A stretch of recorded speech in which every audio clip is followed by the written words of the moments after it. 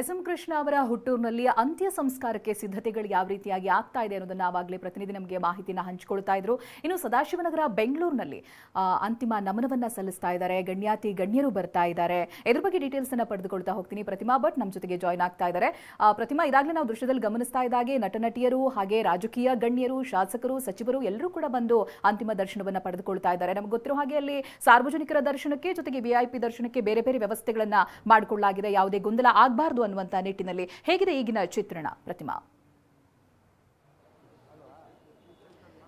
ನಾವು ಗಮನಿಸ್ತಾ ಇದ್ದೀವಿ, ಇಲ್ಲಿ ಬೆಳಗಿನಿಂದಲೂ ಕೂಡ ಸಾಕಷ್ಟು ಸಂಖ್ಯೆಯಲ್ಲಿ ಜನ ಬರ್ತಾ ಇದ್ದಾರೆ. ಜೊತೆಗೆ ಅದಕ್ಕೆ ಪೂರಕವಾದಂತಹ ಎಲ್ಲ ವ್ಯವಸ್ಥೆಯನ್ನು ಕೂಡ ಇಲ್ಲಿ ಮಾಡಿಕೊಳ್ಳಲಾಗಿದೆ. ಯಾಕಂದ್ರೆ ಎಸ್.ಎಂ. ಕೃಷ್ಣ ಅವರು ಮುಖ್ಯಮಂತ್ರಿಗಳಾಗಿ ಈ ರಾಜ್ಯಕ್ಕೆ ಕೊಟ್ಟಂತಹ ಕೊಡುಗೆ, ಅವರನ್ನ ನೆನಪಿಸಿಕೊಳ್ಳೋದಕ್ಕೆ ಅಂತ ಹೇಳಿ, ಅವರನ್ನ ಸ್ಮರಿಸೋದಕ್ಕೆ ಅಂತ ಹೇಳಿ, ಅವರಿಗೆ ಅಂತಿಮ ನಮನವನ್ನ ಸಲ್ಲಿಸೋದಕ್ಕೆ ಅಂತ ಹೇಳಿ ಸಾರ್ವಜನಿಕರು ಬರ್ತಾ ಇರುವಂತಹ ದೃಶ್ಯಗಳನ್ನ ಕೂಡ ನೋಡ್ತಾ ಇದ್ದೀವಿ. ಎರಡಕ್ಕೂ ಕೂಡ ಸಕಲ ವ್ಯವಸ್ಥೆಯನ್ನು ಮಾಡಲಾಗಿದೆ.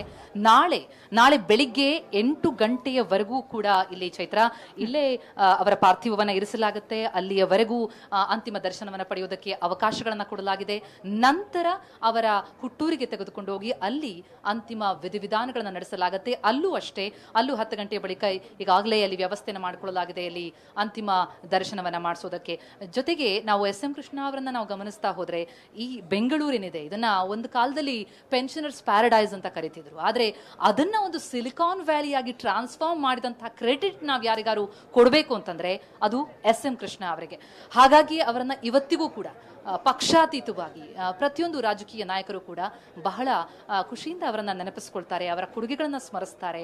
ಇವತ್ತಿನ ರಾಜಕಾರಣಿಗಳು ರಾಜಕೀಯ ಲೋಕಕ್ಕೆ ಕಾಲಿಡಬೇಕಾದಂಥವರು ಅವರ ಶಿಸ್ತನ್ನ, ಸಂಯಮವನ್ನ, ಅವರು ಬಂದಂತಹ ಸಮಸ್ಯೆಗಳನ್ನ ಎದುರಿಸಿದ ರೀತಿಯನ್ನ ಅವರನ್ನು ನೋಡಿ ಕಲಿಬೇಕು ಅನ್ನೋದನ್ನ ಪ್ರತಿಯೊಬ್ಬರು ಕೂಡ ಹಂಚಿಕೊಳ್ತಾ ಇದ್ರು. ಈಗಾಗಲೇ ರಾಜ್ಯಪಾಲ ತಾವರ್ಚಂದ್ ಗೆಹ್ಲೋಟ್ ಅವರು ಬಂದು ಅಂತಿಮ ನಮನವನ್ನ ಸಲ್ಲಿಸಿ ಹೋಗಿದ್ದಾರೆ. ಬೆಳಿಗ್ಗೆ ಡಿ.ಸಿ.ಎಂ. ಡಿ.ಕೆ. ಶಿವಕುಮಾರ್ ಅವರು ಬಂದು ಅಂತಿಮ ನಮನವನ್ನ ಸಲ್ಲಿಸಿದ್ರು.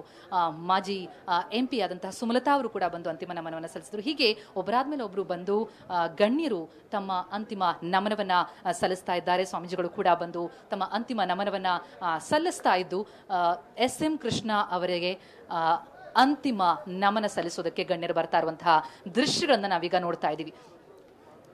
ಒಕ್ಕಲಿಗ ನಾಯಕರಾಗಿ ಅಷ್ಟೇ ಅಲ್ಲ, ಅವರು ಎಸ್.ಎಂ. ಕೃಷ್ಣ ಅವರ ಕೊಡುಗೆ ರೈಟ್ ಎಸ್ ಪ್ರತಿಮಾ, ಇನ್ನಷ್ಟು ಮಾಹಿತಿಯನ್ನು ನಿಮ್ಮಿಂದ ಪಡಿತಾ ಹೋಗ್ತೀವಿ.